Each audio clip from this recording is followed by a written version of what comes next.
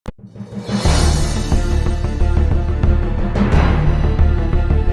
Friends, RPS classes के YouTube channel पर आपका स्वागत है। आइए आज देखते हैं भारत के प्रमुख लेखक एवं उनके पुस्तकें। ठीक है, और पहले भी 2-3 वीडियो बना चुके हैं, उसमें स्टैटिक जीके के पार्ट लिए लाए हुए हैं। आज के स्टैटिक जीके का पार्ट है जिसमें लिखा आज का टॉपिक है भारत के प्रमुख लेखक एवं उनके पुस्तक। ठीक है, तो आइए एक कर एक देखते हैं और याद करने की कोशिश करते हैं। मेरे साथ आप भी बोलने का प्रयास कीजिए जिससे कि चीजें याद हो जाए। ठीक है, तो गोदान और गबन के लेखक कौन है? मुंशी प्रेमचंद। गोदान और गबन के लेखक कौन है? मुंशी प्रेमचंद। ठीक है, बुद्ध चरित्र के लेखक कौन है? अश्वघोष। कौन है? अश्वघोष। बुद्ध चरित्र महात्मा बुद्ध के जीवन से संबंधित है, उनके जीवन पर लिखा हुआ पुस्तक है बुद्ध चरित्र, जिसके लेखक हैं अश्वघोष। आपको पता होगा चतुर्थ बौद्ध संगति जो कुंडलग्राम में हुआ था, उनके अध्यक्षता कौन किए थे? वसुमित्र। चौथी बौद्ध संगति ही एक ऐसा बौद्ध संगति था जिसमें एक अध्यक्ष और एक उपाध्यक्ष का चुना गया था, जिसका अध्यक्षता वसुदेव किए थे और उपाध्यक्ष अश्वघोष थे। उपाध्यक्ष कौन थे? अश्वघोष थे। कनिष्क के शासन काल में हुआ था। ठीक है, तो अश्वघोष उपाध्यक्ष थे और उन्होंने एक किताब लिखे थे बुद्ध चरित्रम, जो बुद्ध के जीवन से संबंधित है, उन्हीं के जीवन पर आधारित है। ठीक है, तो उसी से ध्यान में रखेंगे। बुद्ध चरित्र के लेखक कौन है? अश्वघोष। बुद्ध चरित्र के लेखक कौन है? अश्वघोष। ठीक है, पंचतंत्र के लेखक कौन है? विष्णु शर्मा। पंचतंत्र के लेखक कौन है? विष्णु शर्मा। आपको पता है कि ये बहुत प्रचलित ग्रंथ है। अगर वर्ल्ड में देखा जाए तो सबसे प्रचलित ग्रंथ बाइबल है। बाइबल के बाद दूसरा सबसे प्रचलित ग्रंथ कौन है?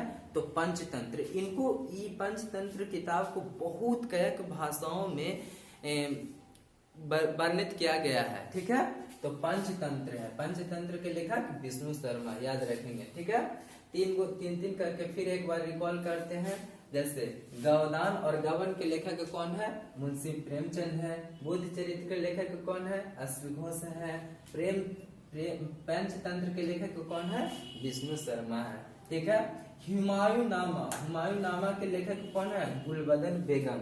कौन है? जैसा कि आपको पता होगा बाबर के 4 पुत्र थे और उनके कोई एक पुत्री थी गुलबदन बेगम। तो हुमायूं का बहन गुलबदन बेगम ने हुमायूं नामक एक किताब लिखा जिसमें हुमायूं के वर्णन किया था। ठीक है, तो हुमायूं नामा के लेखक कौन है? गुलबदन बेगम। ठीक है, कादम्बरी के लेखक बाण भट्ट। आपको पता होगा कि हर्ष चरित्र के लेखक कौन है? बाण भट्ट। हर्ष चरित्र के लेखक बाण भट्ट। कादम्बरी के लेखक बाण भट्ट।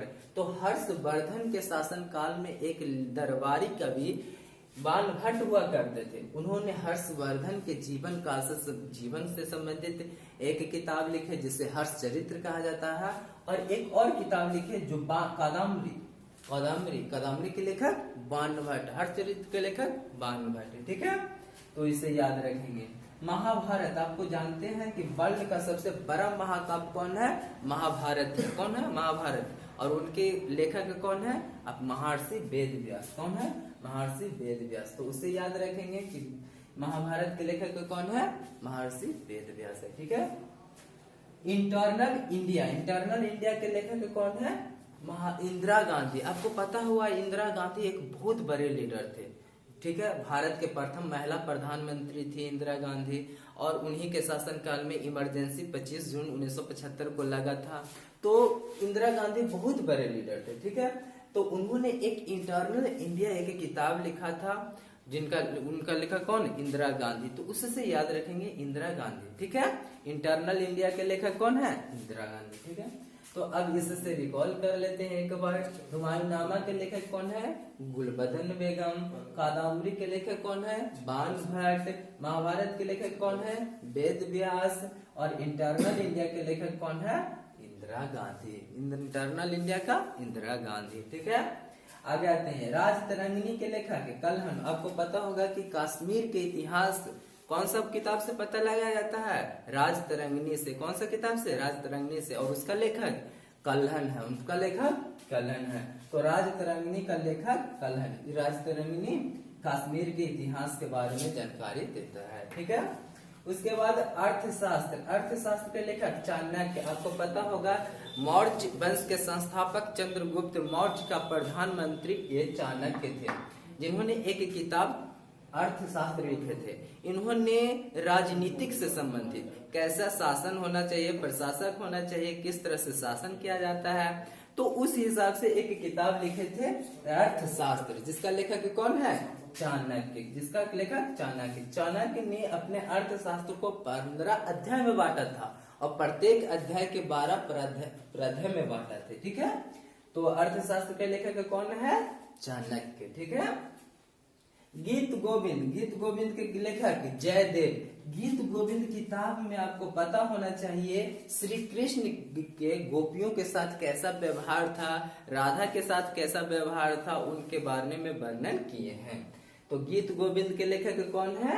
अपना जयदेव। गीत गोविंद के लेखक जयदेव, ठीक है। उसके बाद पद्मावती। पद्मावती के लेखक मलिक मोहम्मद जैसी। आपको पता होगा मेवाड़ के शासक राजा रतन सिंह के पत्नी पद्मावती थी, जो अलाउद्दीन खिलजी ने मेवाड़ को शासक राजा रतन सिंह को हराकर पद्मावती से विवाह करने की कोशिश किया, लेकिन पद्मावती ने अपना आप को मुस्लिम से ना हो करके अपने आप को जौहर कर लिया, लेकिन मुस्लिम के हाथों में नहीं आई।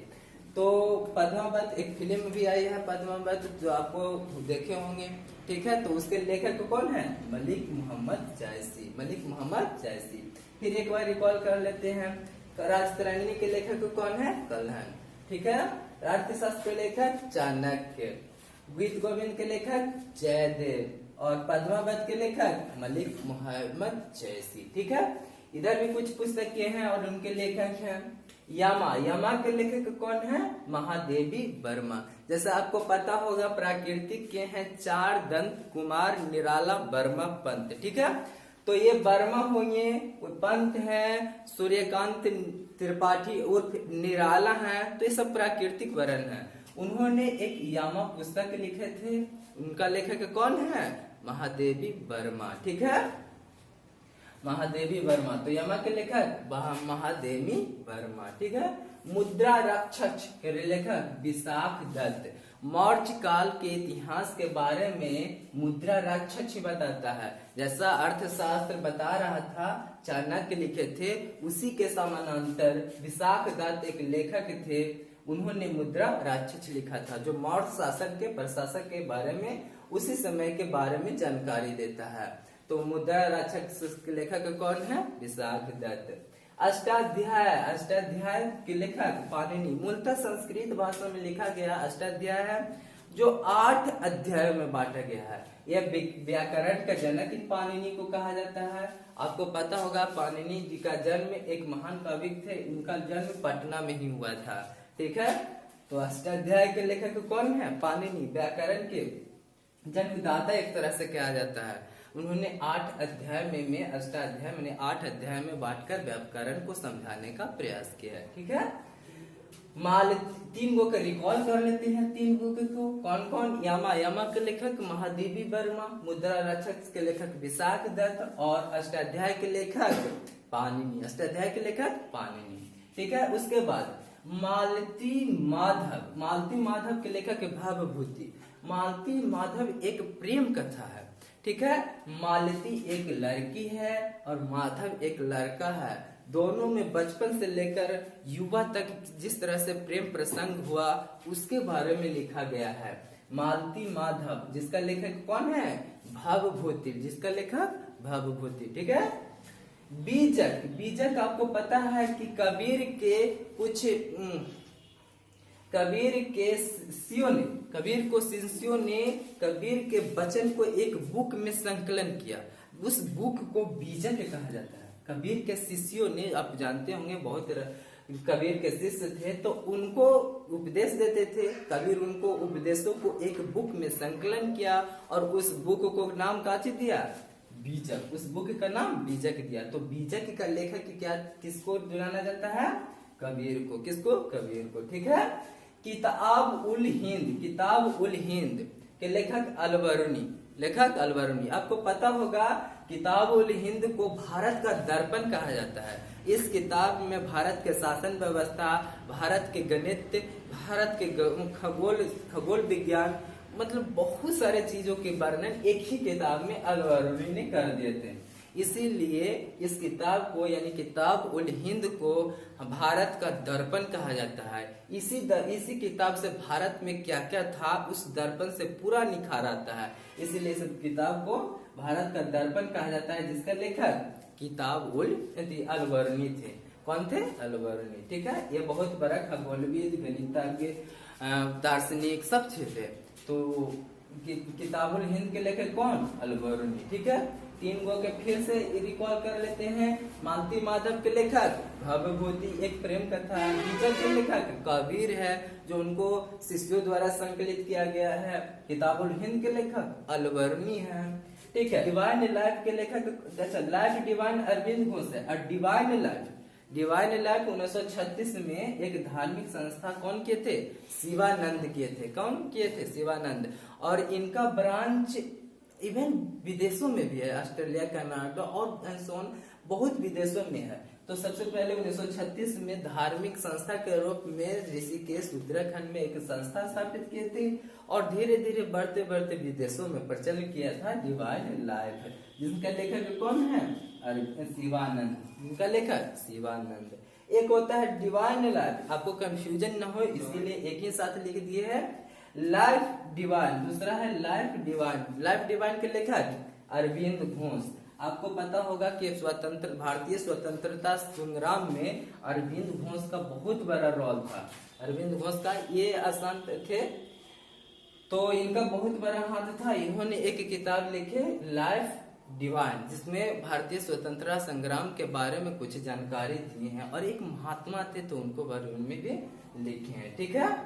आगे आता है चिदम्बरा। चिदम्बरा के अर्थ होता है उदार दिल वाला, जिसका दिल आकाश की तरह बड़ा हो, बहुत बड़ा दिल वाला।